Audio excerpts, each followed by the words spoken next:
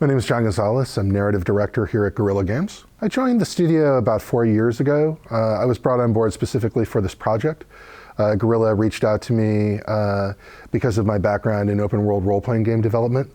And when they did that, they kind of showed me the pitch for the project. And I was pretty stunned. First of all, I was kind of flabbergasted to see that a studio that had been working on linear first-person shooters had decided to create this huge open-world action role-playing game. Right. Seriously? But it was also really clear that the concept that they were working on had a world that was unlike anything I'd ever seen. It was clear that they were really excited about it, and it was clear that they knew that this was going to be a whole new level of challenge. So there was no cockiness that the studio had. It was sort of like an appropriate level of fear right. For taking on something so immensely ambitious. And you're no stranger to post-apocalyptic open world role-playing games. Right, yeah. So I was lead writer on Fallout New Vegas. But this world, of course, was something completely different. Whereas the entire Fallout series is the post-apocalypse is this kind of junk heap that's left behind as a result of all this human savagery.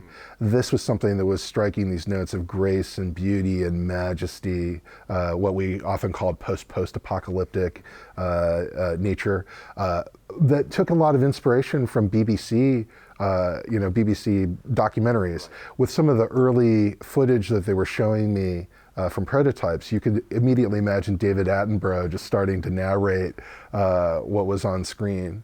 And so it felt like it was something that was very distinctive, unlike anything I'd worked on before. Can I bring you back to those Obsidian days for a little bit? Because I want to talk to you about the challenges of making open world games or writing open world games that you would have sort of learned all those years back that essentially this team is probably going to learn all over again. What's one of the most challenging things about writing a game which has just so much writing in it? That's exactly right. I think actually your question already holds the answer, right? Which is just the amount, the kind of encyclopedic nature of an open world role-playing game. The script, for one, is in and of itself an immense challenge. In the case of a game like Fallout New Vegas, where there was so much of a focus on branching narrative, on player choices that just led to completely different climaxes. That also meant that the number of facts that you needed to cross-reference and the range of kind of conditional dialogue incredibly challenging to account for. In the case of Horizon, it still ended up being a massive script. And so that's a challenge in and of itself. But we were also doing something very different with this game, I think, because we were trying to create a hybrid between what's most exciting about playing a massive open world role-playing game in terms of the scope of the world and also the depth of the lore and a lot of the pleasures of interactive dialogue and of some choice.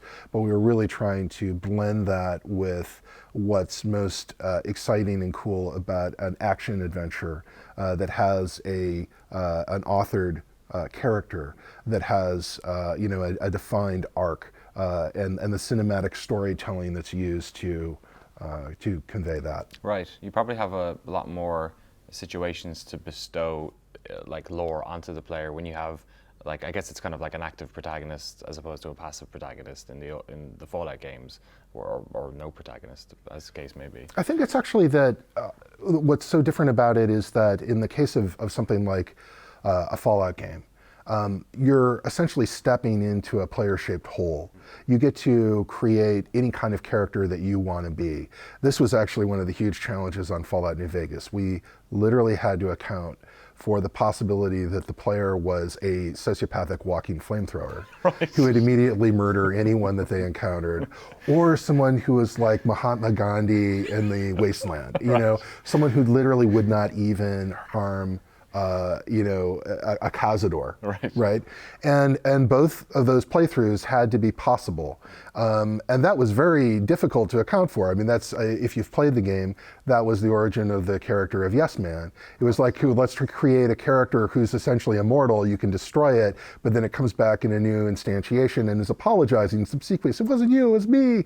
All this kind of stuff, right? But the relationship that you have to the world when you're playing that type of game is very different, right? I mean, you're sort of, figuring out what are all the different levers of power and what you want to do with the various factions, and you're uncovering a lot of lore that can be really cool, but is basically impersonal to you. It's about the world. The world itself poses kind of a big mystery, but it's not your story as the player necessarily. Whereas in this game, everything about the ancient world, especially everything that you're going to find on the main quest, that's directly relevant to Aloy's own story. She's, trying to solve the riddle of her birth. It turns out the riddle of her birth and her origins is essentially the riddle of how this entire world came to be. And so that, our hope was that would infuse all of these data points and bits of lore that you were uncovering with a kind of emotion that you don't usually get in that other type of open world experience. When Guerrilla first reached out to me, they had the concept for the world that was already in place. So this was a world that combined three really interesting elements that at first glance didn't necessarily seem to fit together. You had this gorgeous post-apocalyptic BBC nature that we were talking about. And then you had the wildlife of this world are these robotic dinosaurs and other machines. And then you have people who are living in tribes who have this kind of pre-industrial level of development. They don't really have knowledge of the science and technology, even of our world. Well, that seemed to immediately pose a really big question. I mean, it's like if there was some kind of apocalypse, especially a robo-apocalypse, it seems like everybody would really want to remember that stuff. It's kind of like a key to survival, right? So there was just a huge mystery there. And that was one of the things that intrigued me and was a big part of my coming on board. I really wanted to sink my teeth into that. And then Aloy was there, but Aloy was kind of there in nascent form. She was already this tough, quick-witted machine hunter. She was obviously already somebody that was going to be cool to inhabit in the game, just in terms of the way that she embodied the wealth of tactical options that a hunter would need to be able to survive. She was obviously somebody who had already been hardened by the challenges of living in this world. Other than that, things were still very undefined. There was, so when I was coming on board, I was talking about the studio kind of, turning to face what they knew was an immense challenge. When I was brought on board, it was really part of a studio-wide objective to raise the bar on the storytelling. And this was the moment that Guerrilla decided to form an internal writing team. And so that was great. Not only got a chance to come in and to recruit some very talented writers to work with, but the other thing that was amazing about it was never necessary to fight for the importance of story. Instead, that was something that had already been decided across every single department at the studio. Everybody really wanted to tell an amazing story and knew that it was going to be a big challenge. So that's a rare situation, I think, to find yourself in as a storyteller within the medium is something where you don't have to fight any of those battles. You don't have to convince people that this actually is going to matter. Everybody was already pre-convinced. Can you speak to the culture of this studio a little bit as an outsider, at least then, right? Or culturally, perhaps, and I'm sure there's quite a lot of nationalities working here, but there does seem to be something very Dutch about this studio, very creatively in tune, but also pinned up, crossing their T's, dotting their I's. Is this a particularly well-run studio, or a particularly creative studio, or daring studio, or does it stand out in any way from places you've worked in the past? Is there anything about this place that feels a little bit different? Guerrilla is absolutely the greatest creative environment that I've ever worked in. I mean, it has no parallel in my career.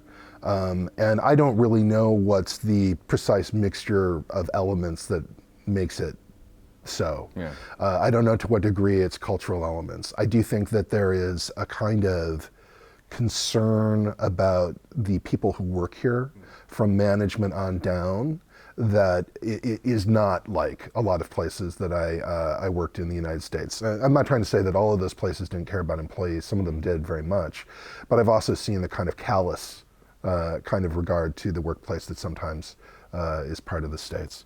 That's really not the case here. There is I think it's a true, sincere concern about the experience for every employee. That may very well be part of Dutch culture. Dutch culture in general tends to have a more egalitarian kind of ethos. Beyond that, there's just no limit to the ambition here. Right. And I don't know if that's something that's tied to any one particular culture or if it's just the mix of people. But everyone here has soaring levels of ambition. And it's devoted, or directed rather, not to something like we want to sell a lot. Obviously we want to sell, but it's directed towards something that transcends that. It's towards the idea of creating something that's actually beautiful. Something that's beautiful in every dimension. Something that's beautiful to look at on the screen, which obviously I think Horizon succeeded at, but also beautiful to play in terms of the fluidity and the tightness of the controls, the balance of the gameplay, and also beautiful in terms of the story. That it's something that when you're experiencing it, there are huge mysteries. There's it hooks your curiosity, hooks your empathy for the character and for other characters, and that it has these. We were hoping to have like these big payoffs, both as revelations of what had happened in the ancient past and who Aloy is, but also that those are things that are matters of the heart as well. That there's emotional payoff. Let's talk about some of that ambition then, I guess, when you first came on to the studio. What comes first? Is it Aloy? Is it building the lore of the world? Like your responsibility as lead writer, what do you tackle first? Because there's so much, it seems like an infinite amount of things you could go for, first of all. Well, as you might imagine, the work of developing the story kind of ends up embracing all of those concerns, and there are interdependencies between all of them. So a huge thrust of the creative work early on was to grapple with what had happened to the ancient world, and how did the world become what it is in the time that you're playing Horizon. And then the other parallel track was Aloy. And who exactly is she, and what is her story, and what's the goal that's driving her? And then what we were looking to do was to make sure that those two things were woven together, that they really became, as much as possible, the same story. The ambition was to create an experience that was both highly personal and hugely epic. Something where you're playing a character who has a driving need to solve a mystery, in this case, the mystery of her origins. But that driving need is going to lay bare the deepest secrets of this new world. And I thought that was especially important to make sure that this didn't, that the mystery of the world wasn't something that ended up feeling like a cerebral, just point of curiosity. Right. At best, that would have given us a good detective tale. But the best detective tales are the ones where the detective really needs to solve this mystery, right? And so that's what we were looking for. We were looking for a way of making the mystery of the Earth something that was the mystery of her own being. On the one hand, the emotional core of the opening of that game, of establishing the relationship between Rost and Aloy, was present in the very first story document. We had kind of 4 major story drafts. These were documents that were usually about 80 pages long. They were pretty big. And so that relationship and elements of what you see in the game was actually present in the very first version of that. But that was repeatedly revised and reimagined, and it was something that absolutely was honed over time. Every single word was revised countless times. We do a lot of reworking and revision in order to make sure that what we what we have is something that we're actually satisfied with. You take a look at any of the big moments in that, in the game. Like, for example, the moment where Aloy is, this is a spoiler, but the moment where Aloy reemerges from the mountain after discovering why she was created. Right. Like that had endless numbers of revisions. I mean, I was bashing my brains out sometimes with a brick, it felt like, to try to find a version of that scene that really paid off on who she was really a statement of her character. It's a lot of work. Was the idea of you playing her as a child always in there? Because it seems like an important part now. It was, and it was something that really worried us. I mean, to be frank, I mean, we were wondering, like, is this going to work for people? Is this something where we can start off the game and you're not really yet in the core gameplay? You're not yet experiencing, this character as an adult. Is this something where people are going to disengage from the game? It was a calculated risk, though, because what we found in the writing and then also in the realization was that this seemed to create an incredibly strong bond between the player and the character. So that when you have that moment where, little Aloy finally makes the leap and tumbles and comes rolling up as, adult Aloy, you just feel like, I know exactly who this is. I know exactly what she's about and what she's after. And damn it, I'm going to make sure she gets there. And so it seemed to pay off and be worth it. So it was one of the risks, but no regrets there. I feel like that really worked out. The idea of her finding her focus, was that always in there as well? That it was a tool that she found? Because it creates such an interesting... it's one of the most fascinating parts of that opening part of the game, because she basically stumbles upon her superpower. And granted, there are narrative reasons why perhaps her with that piece of technology is the combination that's required. But she kind of, she's Peter Parker who gets bit by a spider in a way. It's kind of like it could have been anyone, right? Well, that's true. I hadn't thought about it in those terms, but that's actually a really good comparison. I know that in some of the early versions of the story, I had her discovering this focus device when she was an adult. And there's a lot of pushback from design saying, like, look, that's basically saying that you want to not have our user interface, until like hour 3 or something like that. Are you insane? And I really resisted it. And it's just one of these examples of how wrong I can be. Really the importance of collaboration, across the disciplines.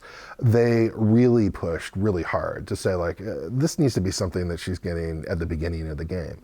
It was just the right choice. It's also something that, what I love about that sequence is that we experience in a really vivid way her being cast out, like her having nothing in a way. And that then when she discovers this, we found a way of making that feel like it's a partial answer. That moment where she sees the happy birthday message from this long dead man to his son Isaac. The way she responds to that she's kind of sensing some of this familial love that she wants so much. I just thought that turned out great because it paints the whole promise of the ancient world, again, with an emotional brush. There's something that she's going to find down here that's not just a matter of curiosity. It's a matter of emotion and what she needs. She repeats the words, doesn't she? She sort of like says this phrase back in her mouth, right? Yeah, she does. But I mean, there are also moments of that, going back to collaboration, like the script for that moment, is essentially what's realized there. But the giggle that she has, that's something that was added by the person who is realizing that. There are things, also, there are just some moments in the game where the animators were able to have her face, like the emotion on her face, the emotion on some of the characters, be realized in a way that I found to be pretty, I was really kind of stunned, because the amount of empathic imagination that's necessary to get micro expressions like that, I was like, wow, that really requires imagination of a sort. I wouldn't even know how to start doing that. If you gave me a whole bunch of training on how to animate a human face, I would still have no idea of how to do what they were doing. I was really amazed. And it seems like that seems very important in that entire opening sort of area with Nora, in that, like, she's beat upon emotionally, non-stop throughout that entire. Everyone keeps, saying, she's an outcast or putting her down. And one of the things that I found fascinating about it, and I'm wondering how much of this you're involved in, is that the ways in which she responds to her criticism isn't so much that she has like a quick-witted response for things, but she kind of does it with her actions. Like a lot of the time they're saying like, oh, you're never going to, what was the name of the trial again that she does? The proving. The proving. Mm-hmm. It's very much like she does, and then more tragedy happens again, and she has to like overcome that, and it's not until you go back to Mother's Embrace after quite a while that you finally get the catharsis from some of the matriarchs. But it seems like a lot of it is about the doing. Like, is that the case, or am I reading that a little bit wrong? No, I think you're absolutely right. I think this is something that is I think actually surprisingly little understood by both practitioners, like the people who create media, and then also the people who experience it, which is that storycraft is really largely not about what gets said. Dialogue is hugely important, and it's one of the main pleasures of experiencing a story. But dialogue, whether it's good or bad, isn't usually based on the cleverness or the freshness of the words. It's how appropriate it is to the situation. It's the action that a character is taking with what they're saying. Dialogue is action. And storycraft is entirely about action. Now that action can sometimes be internal, sometimes that action is some kind of huge physical challenge. Sometimes it's a social challenge just between two people. But it's how action plays out at all of those different levels. So the opening sequence that you're talking about, where we experience Aloy's childhood, what we see again and again is that there are these obstacles that are being thrown in her way. And then one of the things that I think hooks us is not just our empathy with the underdog, the person who's being mistreated. Thankfully, most of us respond to that by having sympathy for the person who's being mistreated. But it's also the fact that she will not stop. She has this kind of will that you can see from the very start. Every time that she has an obstacle thrown in her way, she is driven to find some kind of way of surmounting it or bypassing it. And that's something that I think really hooks us, because when it really comes down to it, that's what we all need in our daily lives too. Right. One way or another. I mean, our challenges are not at the same level as fighting, a Thunderjaw. Right. But we all have different challenges every single day, right? And we're always having to try to call upon some kind of inner reserve of will or ingenuity or whatever. And so I think that's really what hooks us about great stories, is seeing people put in extreme situations which drive them to call upon inner resources and come up with some way to try to surmount those challenges. And it drives them all the way to the most extreme test. And then at that point, we see whether they fail or they succeed, And so, yeah, it really does all play out through action. It's a matter of orchestrating, I guess, the obstacle course that the character will have to cross. There was already I think a really great foundation for the tribes that was in place even at the moment that I was coming in, where Art had been exploring these tribes, exploring their cultures sort of in relationship to the environment, a lot of the kind of factors that you were just talking about. Also the kind of the unique aesthetic of each tribe, the pageantry of the Karja, for example, the grandness of their architecture, obviously incredibly different from the more rustic Nora. And so they were already, I think, on the right track in making each one of these groups feel incredibly distinctive. And then that really inspired us as storytellers to try to imagine, okay, well, what are the different sorts of myths that these groups would have? What are the, what is sort of like each unique environment, the challenges of that environment? What are the machines that they're dealing with, and what kind of stories would they tell about this world to understand it? And this was, of course, I mean, in the case of the Nora, one of the things that we were really interested in was this idea that they live close to a facility from which new generation humans emerged, let's say 750, 800 years ago. So they worship this goddess they call Allmother. And a lot of that is now shrouded in the past, but it's basically true. I mean, it's not quite true, but it's kind of true. Yeah. And so the idea also that would inform that tribe centuries later, so that it is still a functioning matriarchy, right? And that the role of women would be prized in that way, was really. It seemed to make sense, and it just seemed cool. It was a way of kind of hinting that there is something more you're going to be discovering here. And we wanted to do that again and again with all of those tribes. We wanted to try to imagine what was unique about their circumstances, and then how that informed their culture and their fables, their myths. Yeah, another thing that interested us was the challenge of creating a world that didn't feel static. It didn't feel like, as you won't be surprised to find out I played a lot of Dungeons and Dragons when I was a teenager, right? And so it's kind of like every teenage kid who plays Dungeons and Dragons at some point draws the big map of all of the countries and, gives them names and all this kind of stuff. But they don't have any kind of history. It's just like you're creating it at that moment. And it's this static world where, this civilization's like that and this civilization's like that. And instead what we wanted to do was to try to imagine what were the histories of each one of these tribes, really from that moment about 750 years ago when people are first reemerging, on the planet and don't understand at all what it is that they're doing there, and they're trying to make sense of everything. And we also wanted to make sure that there were a lot of conflicts, a lot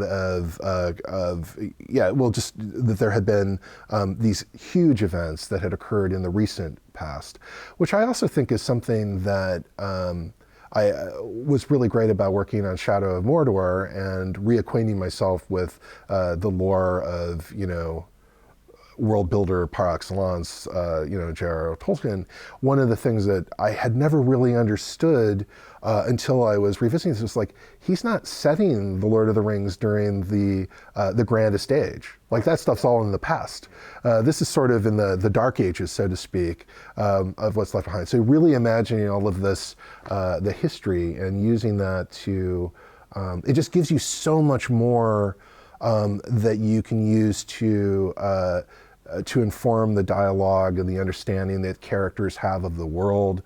It just makes it so much richer. So pretty early on, when I was beginning work on the game and looking at that curious juxtaposition of elements, something very high tech like the machines, something low tech like the people who are living at this time, the lush, verdant, majestic nature, trying to understand, okay, how do those things come together? This is really what ended up, I think, inspiring the thinking that led to this connection between Aloy and Elizabeth Sobek. The route to get there was a bit circuitous. So the first thing was really wanted to make sure that the apocalypse was something that wasn't just what you would expect. For this reason, I didn't like scenarios where there had been nations that went to war with robots and it leveled human civilization. I didn't like it for two reasons. The first reason was it felt kind of like like, you showed me this world, that's the first thing I would think happened, and you're telling me now that happened. That's going to be disappointing, didn't want to disappoint. The second thing is it didn't do anything to help explain why people would have lost scientific and technological knowledge, right? They would have wanted to hold on to that desperately. So that really inspired the idea that the apocalypse was something where it was an existential threat that came true. It wasn't just the end of civilization. It wasn't even just the end of humanity. It was the end of life on Earth. It was that drastic. It was the world being reduced to a barren rock floating in space, as lifeless as the moon.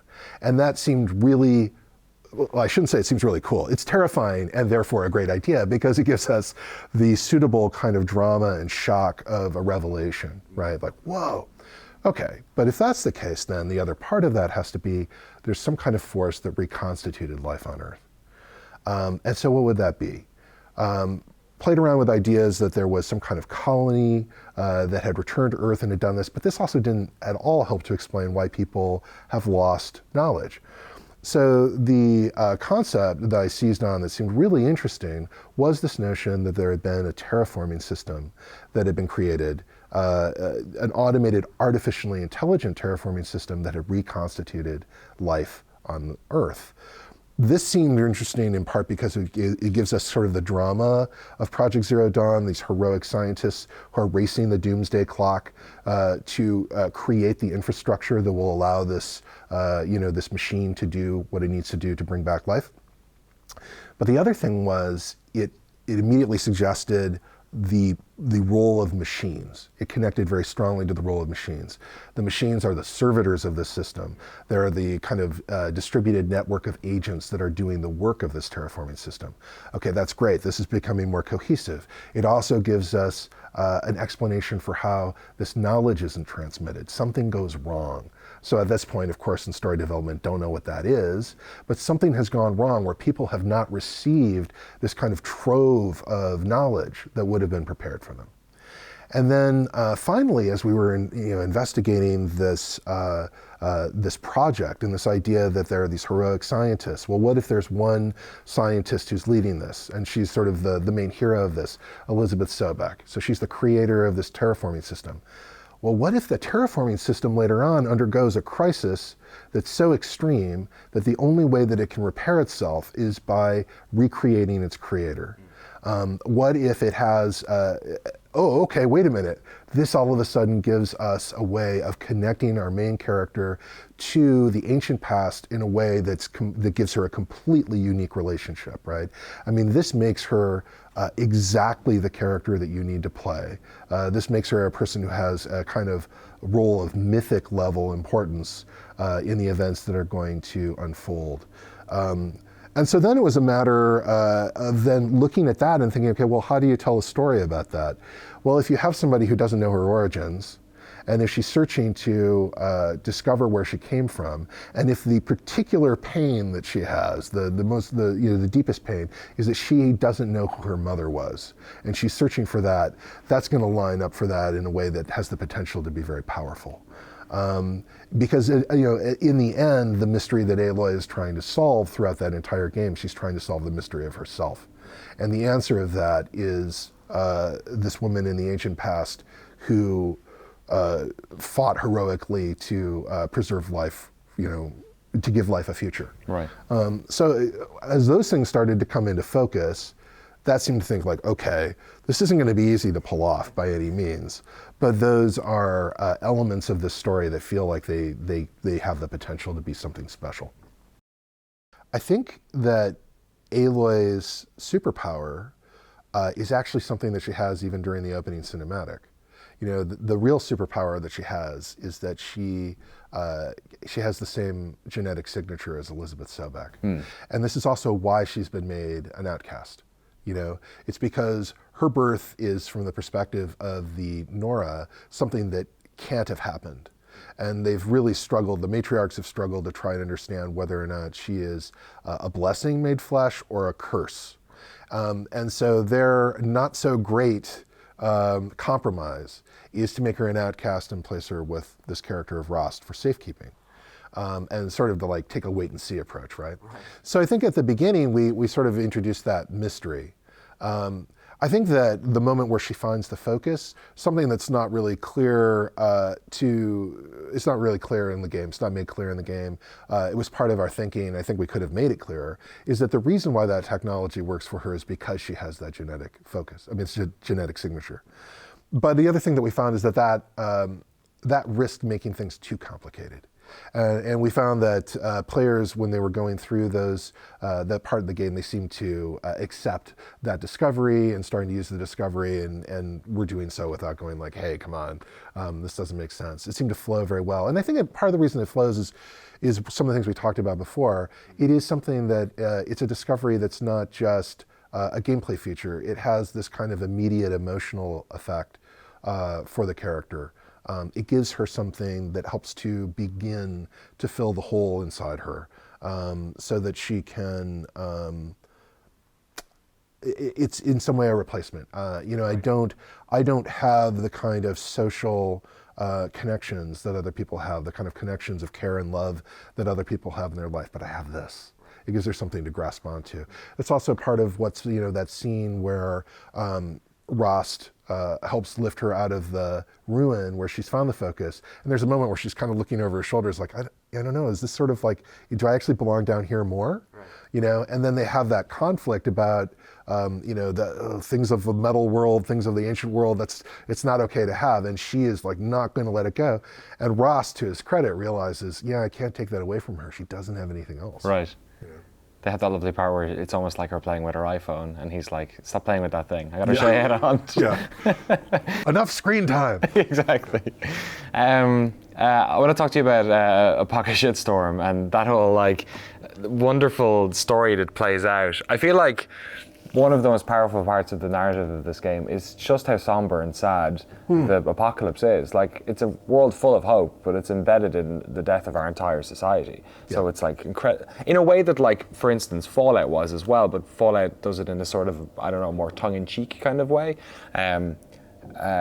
This is kind of a lot more personal or something. That whole story of Zero Dawn and everyone coming to realize what was actually going on, that it was for the greater good, but essentially we were tricking people and not telling them that the world was going to end. Was that always part of the story, or how difficult was it to craft that part of it? Because to me, that's one of the most affecting video game story parts I've had in years. Oh, thank you for saying that.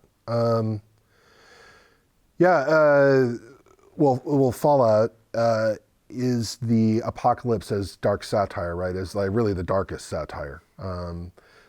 So it's funny, but it's really not, because it is again about just human savagery and the irrationality of it. That this is what you end up doing. You just wreck everything, and it takes the bleakest possible view of human nature, which is that we're just doomed to repeat that again and again and again.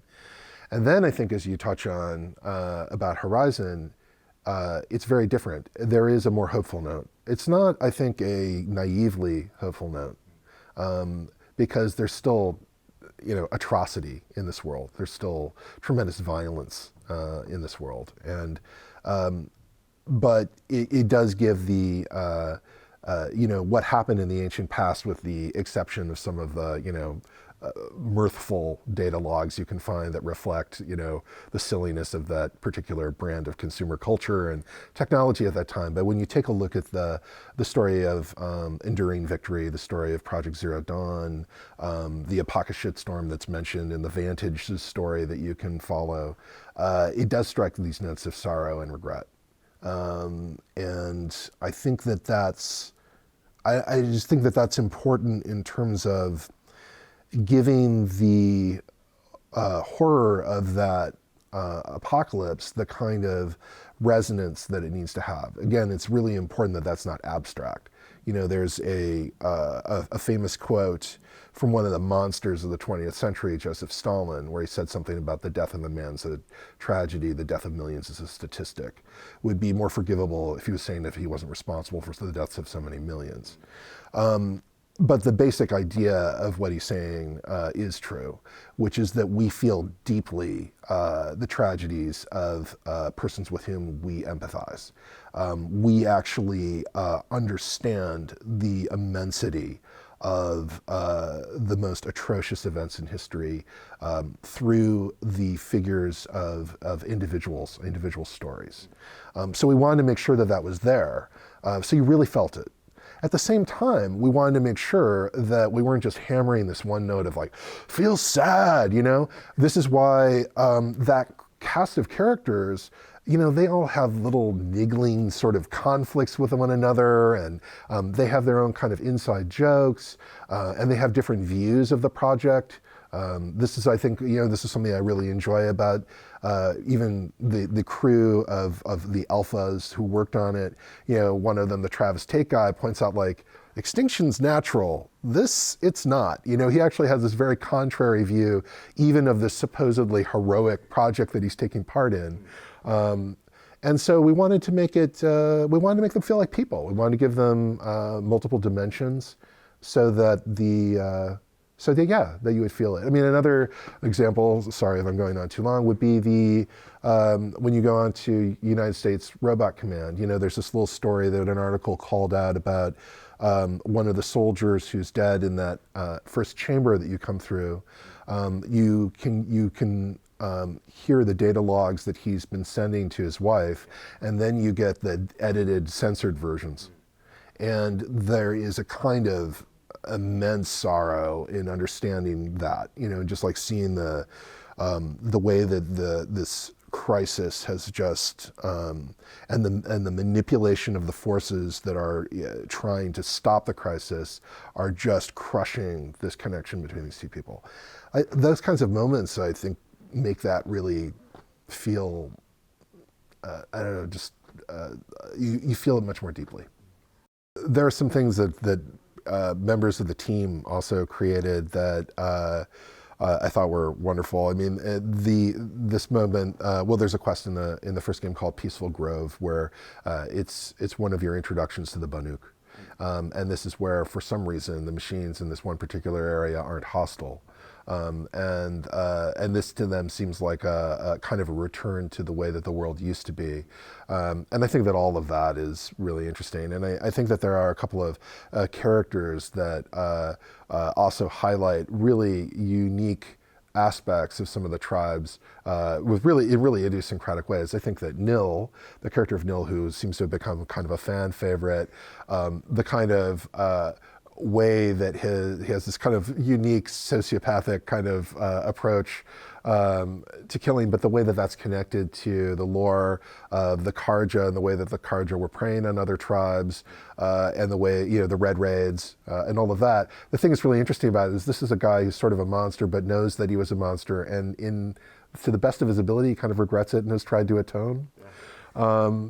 And then also there's a character that a lot of people haven't run across, whose name is Bryn, I believe I'm remembering correctly, who has these sort of shamanic visions when he drinks the blood of machines, these kind of hallucinations that he'll describe to you, really beautifully performed by the voice actor. That I think is also just another one of these moments like, wow, where did that come from? Like I thought I was playing Horizon Zero Dawn, now all of a sudden I'm in a Ken Russell movie. I'm like in Altered States or something like that. So it's like drinking gasoline as if it's ayahuasca or something. Yeah, exactly. Yeah. Perfectly put, yeah.